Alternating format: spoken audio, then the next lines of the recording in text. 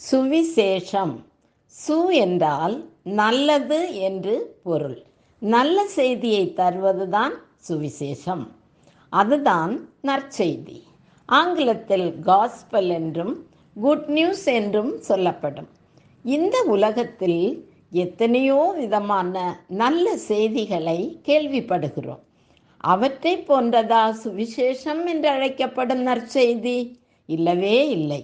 உலகத்தில் உள்ள எல்லா நல்ல செய்திகளிலும் இருந்து வேறு பிரித்து காட்டுவதுதான் வேதாகமம் கூறும் நற்செய்தி. எப்படி பார்ப்போமா? 2000 வருடங்களுக்கு முன்பாக பேரும் புகழுமற்ற ஒரு சாதாரண ஊரில் ஒரு சாதாரண யூத மனிதர் பிறந்து வாழ்ந்து மரித்தது நமக்கு எப்படி நற்செய்தியாக முடியும்? எப்படியெனில், நாம் அனைவரும் சீர்கெட்ட பாவிகள். இயேசு கிறிஸ்து மகா பரிசுத்தமானவர். தேவனே மனித ரூபத்தில் இப்பூமிக்கு வந்ததால்தான் நாம் எப்பேற்பட்ட பாவிகளானாலும் அவர் நம்முடைய பாவங்களுக்காக மரித்து உயிரோடு எழுந்து நம்மை பாவத்திலிருந்து மீட்கும் பணியை செய்து முடித்தார். இயேசு கிறிஸ்து குழந்தையாக இப்பூமியில் பிறந்த பொழுதே தேவதூதர்கள் இதோ எல்லா ஜனத்துக்கும் மிகுந்த சந்தோஷத்தை உண்டாக்கும் நற்செய்தியை உங்களுக்கு அறிவிக்கிறேன். இன்று கர்த்தராகிய இயேசு கிறிஸ்து என்னும் இரட்சகர் உங்களுக்கு தாவீதின் ஊரிலே பிறந்திருக்கிறார் என்று சொல்வதிலிருந்தே நற்செய்தி ஆரம்பமாகிறது. அதுதான் முதல் ஆரம்பமும் இல்லை. ஆதியாகமம் 3:15 துவங்குகிறது. உனக்கும் ஸ்திரீக்கும் உன் வித்துக்கும் அவள் வித்துக்கும் பகை உண்டாக்குவேன். அவர் உன் தலையை நசுக்குவார், நீ அவர் குதிங்காலை நசுக்குவாய் என்றார்.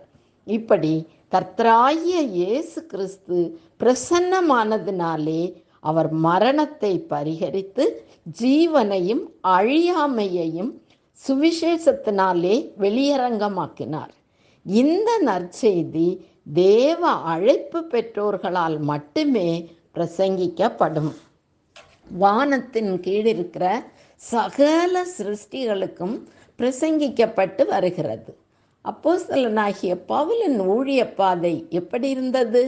அவர் தேவனை குறித்தும் தேவனுடைய ராஜ்யத்தை குறித்தும் பிரசங்கிப்பார்.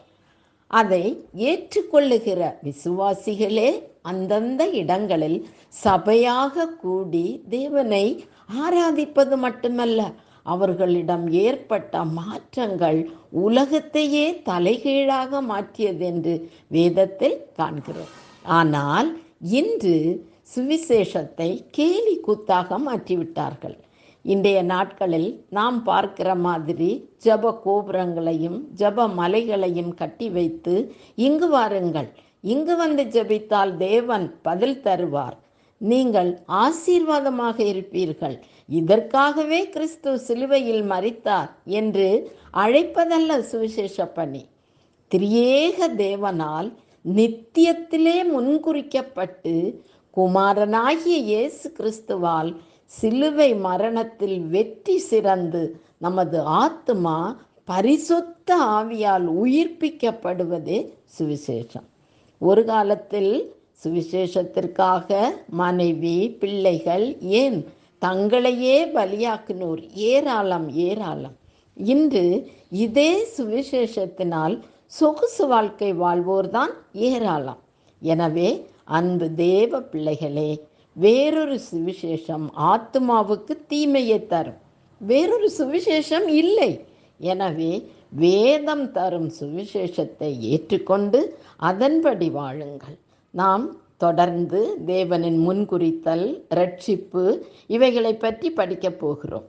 இவற்றிற்கு முன்னோடியாக திகழ்வதே நாம் இப்போது தியானித்த சுவிசேஷம். நன்றி.